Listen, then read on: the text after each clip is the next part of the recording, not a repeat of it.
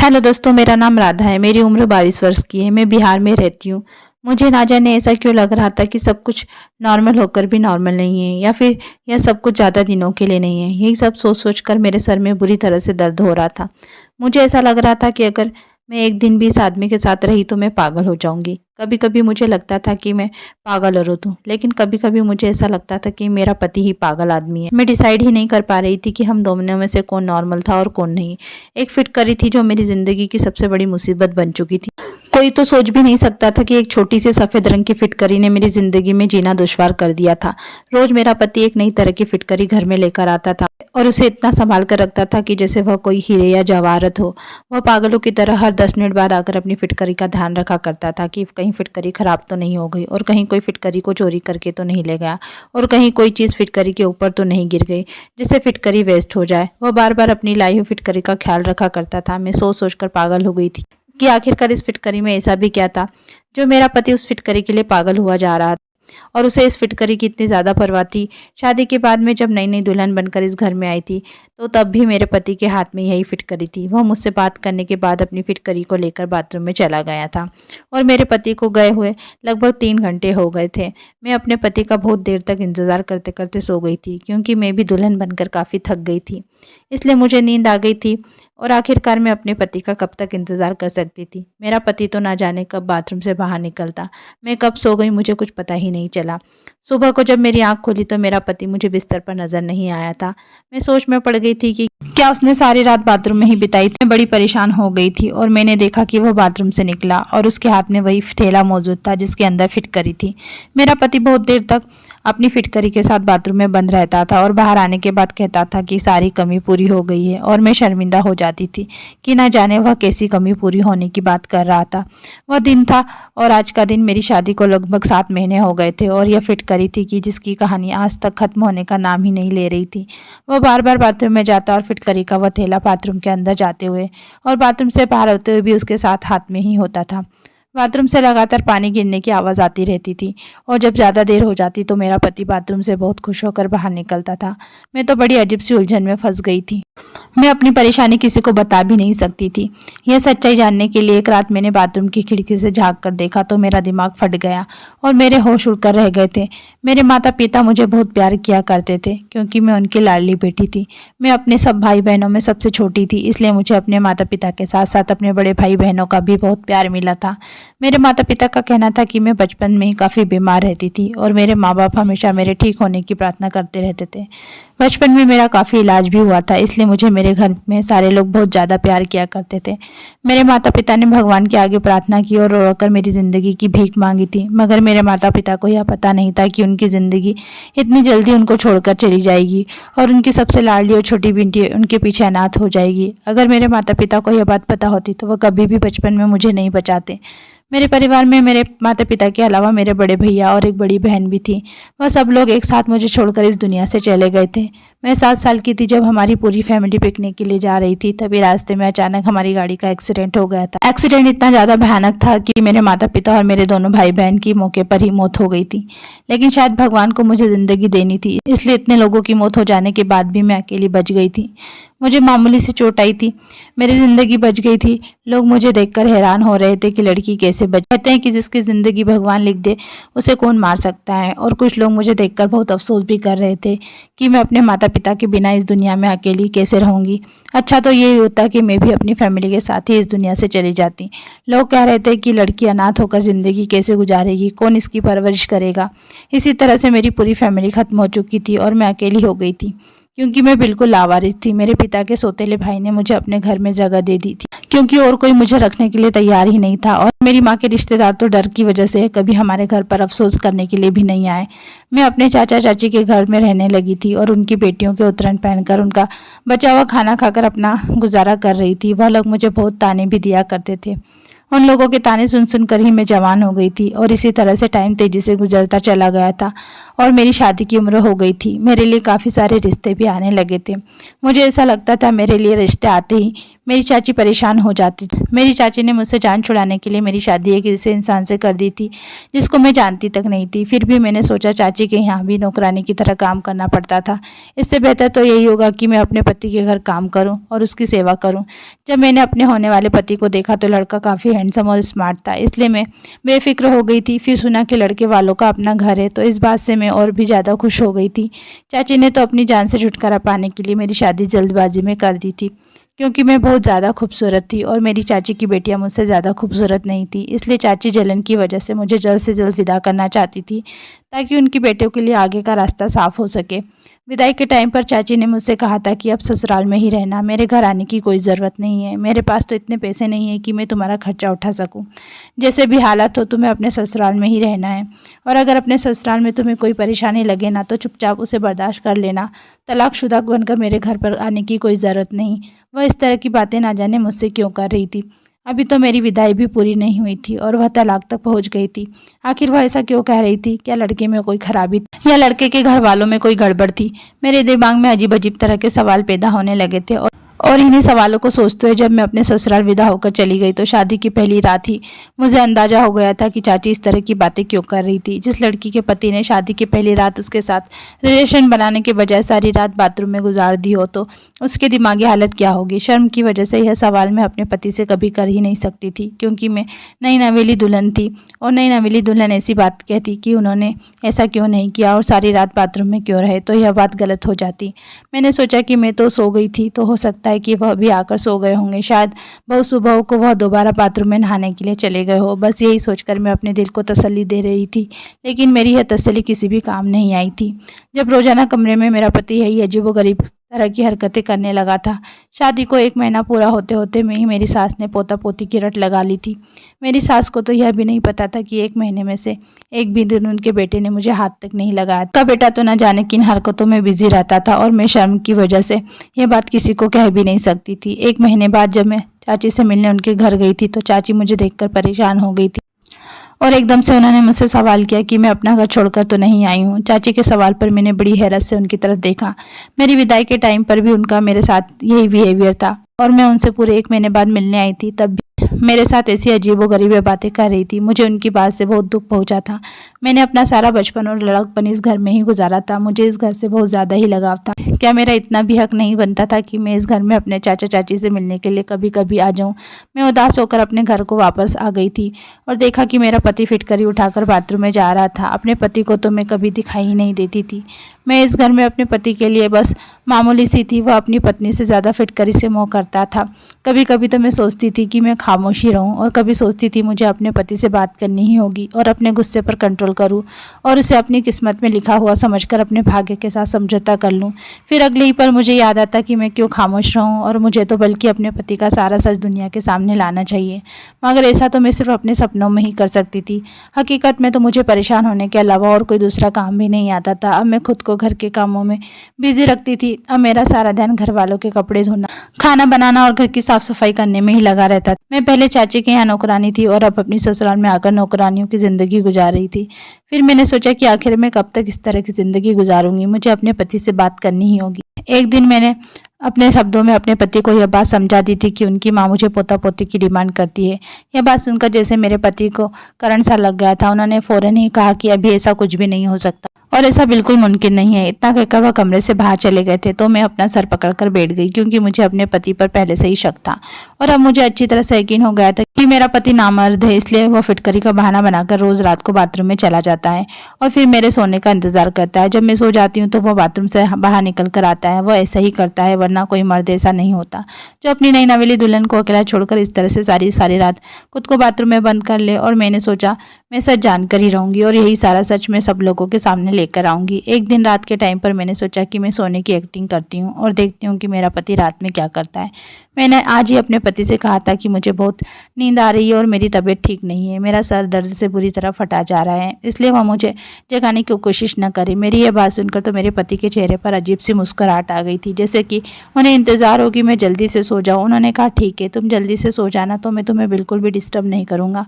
उसने कमरे की लाइट बंद कर दी और कमरे से बाहर निकल गया। यह सच था कि मुझे लेटते ही नींद आ जाती थी, क्योंकि मैं सारा दिन बहुत काम करती थी और थकान से चूर होकर जब मैं अपने बिस्तर पर सोने के लिए लेट जाती थी तो मुझे फ़ौरन ही नींद आ जाती थी। लेकिन मैं आज बहुत कोशिश कर रही थी कि मैं जागती रहूं, लेकिन मेरा नींद पर कोई बस नहीं। लेकिन आज मैंने दिन में जब मेरा पति घर पर था तो मैंने उनसे कहा था कि मेरी तबीयत ठीक नहीं है और मैं सोना चाहती हूँ। तो उन्होंने मुझसे कहा था कि हाँ ठीक है, घर का काम कोई भी कर लेगा, तुम आराम से सो जाओ। मेरी सास को लगा कि मैं प्रेग्नेंट हूँ और मेरी तबीयत ठीक नहीं है, इसलिए मैं आराम कर रही हूँ।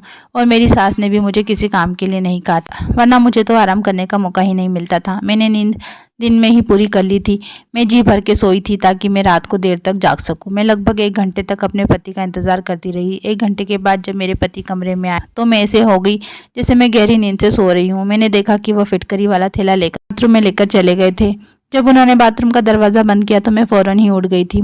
यह मुझे डर बिल्कुल भी नहीं था कि वह बाथरूम से बाहर आएंगे, क्योंकि अब मुझे पता था कि अब वह काफ़ी देर तक बाहर आने वाले नहीं हैं।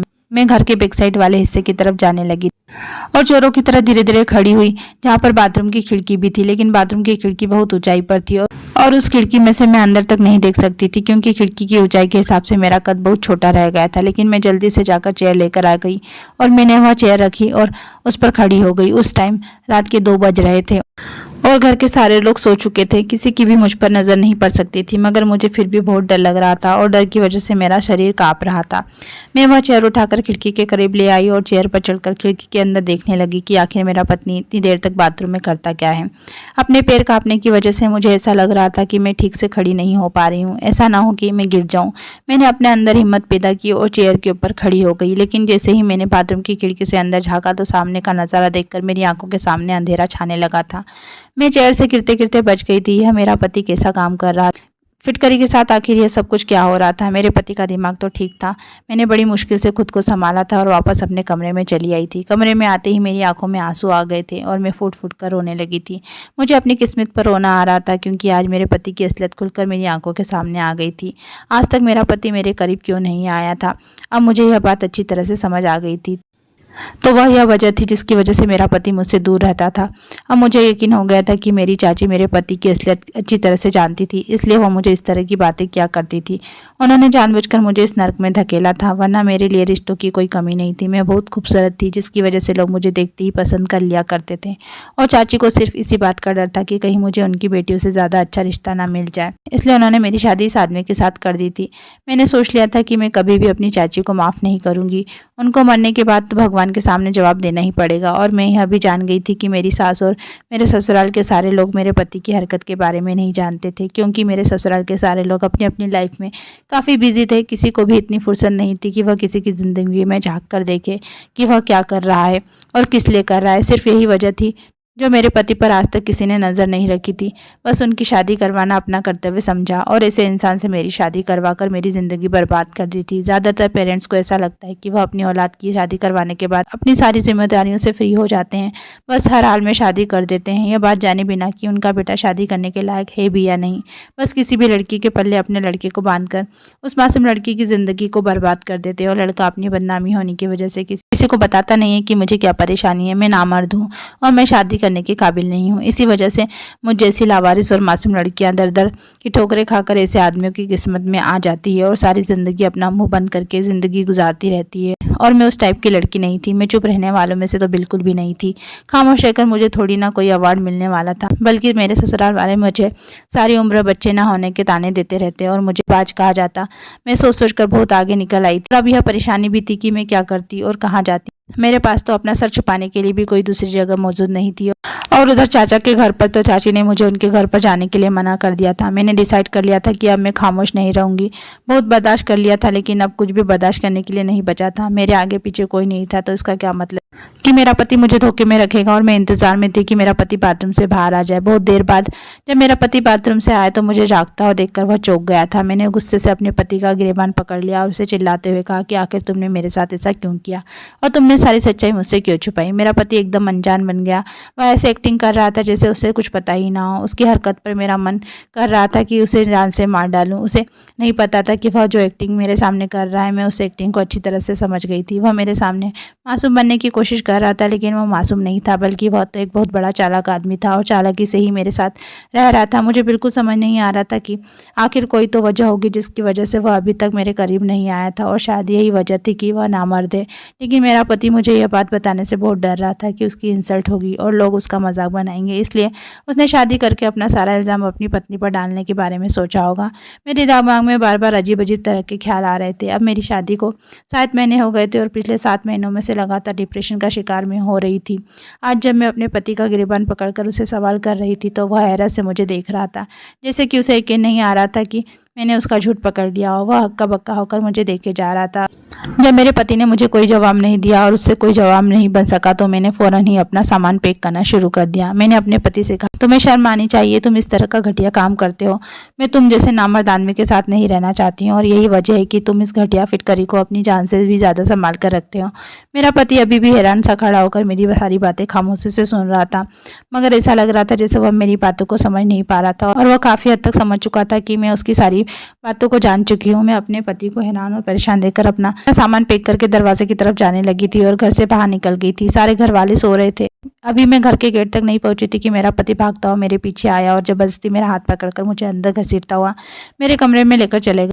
मैंने शोर मचाने की कोशिश की तो उसने अपना हाथ मेरे मुंह पर रख लिया, जिससे मेरी आवाज़ निकलनी बंद हो गई थी और हल्की हल्की आवाज़ में मुझे खामोश रहने के लिए कहता रहा। वह मुझे कमरे में लेकर गया और बेड पर बैठाने के बाद उसने कमरे के दरवाजे को अंदर से बंद कर लिया। मुझे अपने पति पर बहुत गुस्सा आ रहा था। मैं फिर से उठ करके दरवाजे की तरफ जा रही थी, मगर उसने फिर से मुझे पकड़कर बेड पर पटक दिया और कहने लगा, यह क्या तमाशा लगा रखा है, तुम्हें मेरी बात एक बार में समझ नहीं आती। मैंने तुमसे कहा कि खामोश रहो, बस एक बार तसल्ली से बैठकर मेरी सारी बात सुन लो। और तुम इस टाइम रात के अंधेरे में कहाँ पर जाओगी? क्या तुम लोगों को हमारे बारे में बातें बनाने का मौका देना चाहती हो? अपने पति की बात सुनकर के मैं और भी ज्यादा गुस्सा करने लगी। मैंने कहा कि तुम्हें क्या लगता है तुम लोगों से सच छुपा कर रखोगे? सच ज्यादा दिन तक छुप कर नहीं रह सकता और दुनिया वालों के सामने आ ही जाएगा कि तुम शादी के लायक नहीं हो और तुम एक नामर्द हो।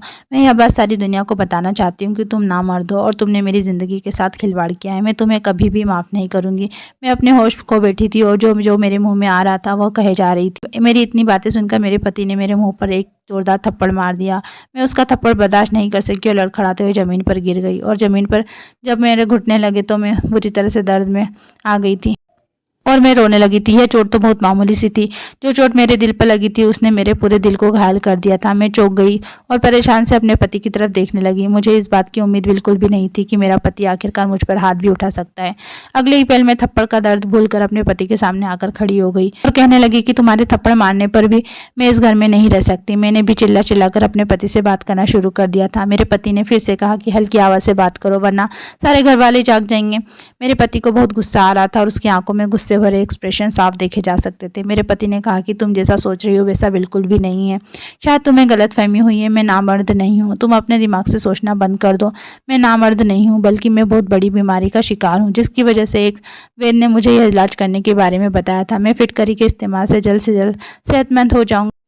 पहले तो मैं बिल्कुल ठीक था, लेकिन पिछले 8 महीने से मेरे शरीर में बुरी तरह से खुजली हो रही थी और धीरे धीरे बदबू भी पैदा होने लगी थी और इस वजह से मेरे करीब कोई आता नहीं था। मैंने अपनी इस बीमारी का हर तरह से इलाज किया, बड़े से बड़े डॉक्टर को दिखाया और काफ़ी सारी महंगी दवाइयों का भी इस्तेमाल किया और नेट से देखकर हर घरेलू उपाय भी इस्तेमाल कर लिया, लेकिन मुझे सिर्फ नॉर्मल सही फ़ायदा होता था। मगर अब मेरी यह बीमारी काफ़ी हद तक बढ़ गई थी और मुझे बहुत दिक्कतों का सामना करना पड़ता था। काफ़ी बड़े बड़े डॉक्टर को दिखाया तो उन्होंने बताया कि मेरे फ़ोन में इन्फेक्शन हो गया। कुछ सालों पहले जब मेरी बहुत तबीयत ख़राब हुई थी तो मुझे खून की ज़रूरत पड़ गई थी। तब डॉक्टर के कहने पर मुझे एक आदमी ने खून दिया था और मेरी सारी बॉडी पर एलर्जी हो गई थी और उस आदमी का खून मुझे सूट नहीं किया और तभी से मैं इस हाल में हूँ। डॉक्टर ने बताया कि अगर आप किसी के करीब जाओगे तो आपकी बीमारी किसी दूसरे को भी लग सकती है, इसलिए मैं तुम्हारे करीब नहीं आता था। फिटकरी का इस्तेमाल करने से मुझे कुछ घंटे के लिए सुकून मिल जाता था। अगर परेशानी सिर्फ एलर्जी नहीं थी, एक परेशानी यह भी थी कि अगर मैं तुम्हारे करीब आता तो मेरी ही बीमारी तुम्हें भी लग सकती थी। यह कोई मामूली बीमारी नहीं बल्कि बहुत बुरी और फैलने वाली बीमारी है। मैं तुम्हें भी अपने जैसा नहीं करना चाहता था। मेरा इलाज तो काफ़ी टाइम से चल रहा था, लेकिन धीरे धीरे मेरी परेशानी बढ़ती ही चली जा रही थी।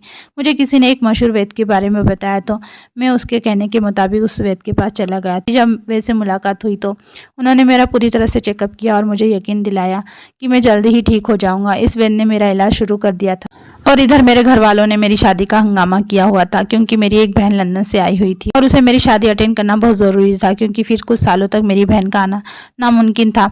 मैंने अपने माता पिता का बहुत इनकार किया कि मैं अभी शादी करने के लिए तैयार नहीं हूँ, लेकिन मेरी किसी ने एक भी नहीं सुनी और मेरी शादी की डेट भी मुझसे बिना पूछे ही तय कर दी। इसी तरह से हमारी शादी भी हो गई। जब वैद्य जी के पास गया और मैंने उनको बताया कि अब मेरी शादी होने वाली है तो उन्होंने कहा कि अभी 2-3 महीने तक तुम्हारी शादी नहीं होनी चाहिए थी। जब तक इलाज पूरा नहीं हो जाता तब तक तुम्हें किसी के करीब भी नहीं जाना है। मैं अपनी फैमिली के हर मेंबर से भी दूरी बनाकर ही बात किया करता था और ना ही उन लोगों के साथ उठता बैठता था। फिलहाल मेरी शादी की डेट तो फिक्स हो गई थी। वैद्य जी ने बताया कि तुम्हें इतना करना होगा, जब तक इलाज पूरा नहीं हो जाता तुम्हें अपनी पत्नी से दूरी बनाए रखनी होगी। और वैद्य जी की बातें सुनकर के मैं बहुत परेशान हो गया था। उन्होंने कहा कि तुम्हारी परेशानी का और कोई सॉल्यूशन नहीं है, इसलिए तुम्हें सबसे पहले अच्छी तरह से सेहतमंद होना होगा और अपनी बीमारी को ठीक करना होगा। फिर आराम से सारी जिंदगी तुम्हें अपनी पत्नी के साथ ही तो रहना है। और उनके इलाज से काफ़ी मुझे फ़र्क होने लगा था और मैं खुद को काफ़ी हद तक ठीक महसूस कर रहा था। इसलिए मुझे वैद्य जी की बात माननी पड़ी थी और मैंने सोचा कि शादी करने के बाद मैं तुम्हें सारी हकीकत बता दूंगा। मगर ना जाने क्यों मुझे तुमसे कुछ भी कहने की हिम्मत ही नहीं होती थी और बस यही मेरी सबसे बड़ी गलती थी कि जिसकी वजह से तुम मुझे गलत समझ बैठी और मुझे गलत समझने पर मजबूर हो गई। वैद्य जी ने कहा कि फिटकरी से ही तुम्हारा इलाज हो सकेगा, इसलिए मैं तुम्हारे करीब भी नहीं आता था और आज तक मैंने तुम्हारे करीब बैठकर तुमसे बात करने की कोशिश भी नहीं की थी। और हर रोज़ मैं फिटकरी घर पर लेकर आता था। रोजाना मेरा नई फिटकरी से इलाज होता था, इसलिए मैं पागलों की तरह फिटकरी की हिफाजत किया करता था ताकि मैं जल्द से जल्द ठीक हो जाऊं और एक नॉर्मल ज़िंदगी जी सकूं और तुम्हें बता सकूं कि मैं तुम्हारे साथ टाइम स्पेंड करने के लिए कितना तड़प रहा था।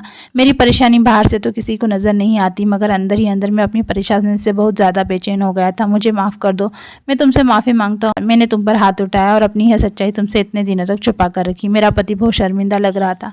मुझे अपने पति की बातों पर यकीन आ गया था, क्योंकि उनकी आंखों से लगातार आंसू निकल रहे थे और उनके चेहरे से सच्चाई साफ साफ नजर आ रही थी। मैंने अपने पति से कहा, अगर आप मुझे इस बारे में पहले ही बता देते तो मैं पिछले 7 महीनों से इतना परेशान नहीं होती। मेरे दिमाग में तो तरह तरह की बातें आने लगी थी। मेरे अलावा कोई और भी होता तो शायद आपके बारे में ऐसा ही सोचता, और तुम्हारी कुछ हरकतें ऐसी थी जिसकी वजह से मुझे ऐसा लगा था कि तुम मुझे धोखा दे रहे हो।